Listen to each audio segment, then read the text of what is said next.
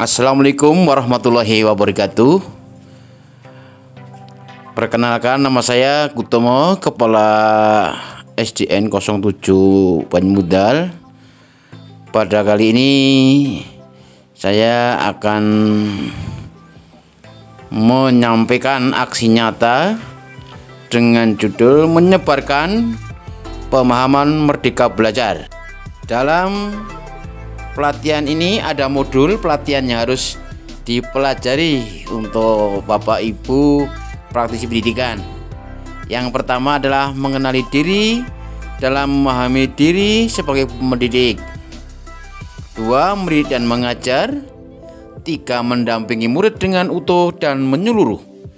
4. Mendidik dan melatih kecerdasan budi pekerti. Dan yang terakhir, pendidikan yang mengantarkan keselamatan dan kebahagiaan.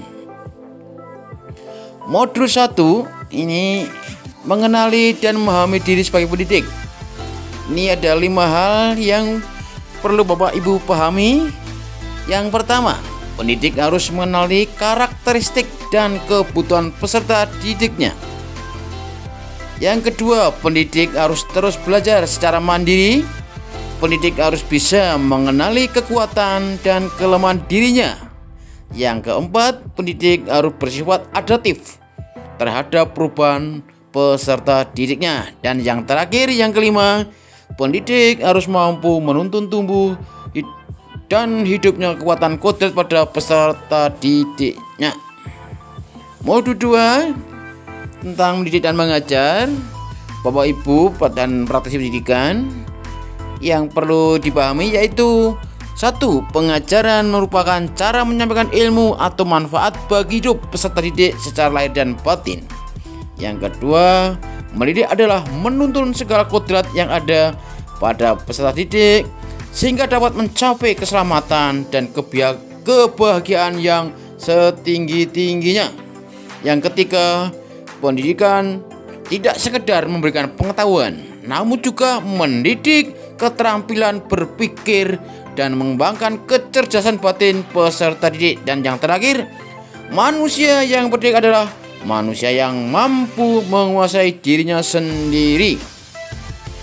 Kemudian Bapak Ibu dan praktisi pendidikan stakeholders di sekolah di seluruh Indonesia, modul 3 ini dengan tema meningkatkan keterampilan dalam memecahkan masalah. Ada 5 hal yang perlu kita pahami. Yang pertama adalah setiap peserta didik terlahir dengan kodratnya masing-masing. Pendidikan tidak bisa dipisahkan dari kodrat dan keadaan. Yang ketiga, pendidikan bergerak secara dinamis, perubahan tidak bisa dihindari. Dan yang keempat, cara mendidik dan mengajar harus disesuaikan dengan perkembangan zaman. Dan yang terakhir pada modul 3 ini adalah 5. Guru dapat merancang pembelajaran yang berkelanjutan sesuai dengan asas trikon. Bapak Ibu paham ya? Trikon adalah kontinu, konvergen, dan konsentris. Modul 4 dengan tema mendidik dan melatih kecerdasan budi pekerti. Ada 3 hal yang perlu kita pahami, Bapak Ibu.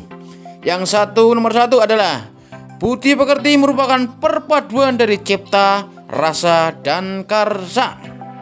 Dan yang kedua, budi pekerti merupakan hasil bersatunya gerak, pikiran, perasaan, dan kehendak sehingga menimbulkan suatu tenaga. Dan yang terakhir adalah budi pekerti tidak hanya dibentuk di lingkungan sekolah, melainkan di lingkungan keluarga dan juga masyarakat.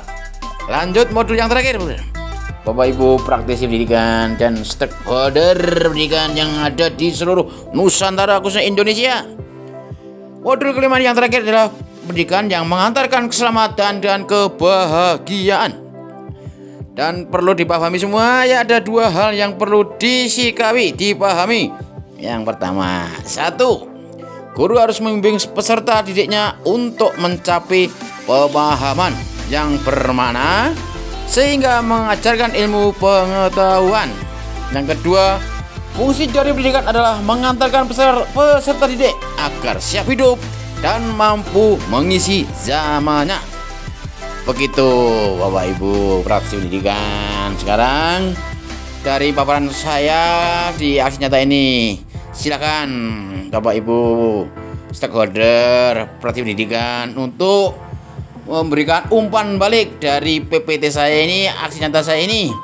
Semoga berguna khususnya bagi saya dan umumnya bagi dunia pendidikan di seluruh Indonesia. Terima kasih. Wassalamualaikum warahmatullahi wabarakatuh. Kupat campur santen, lebat nyuwun ngapunten. Wassalamualaikum warahmatullahi wabarakatuh. Matur nuwun.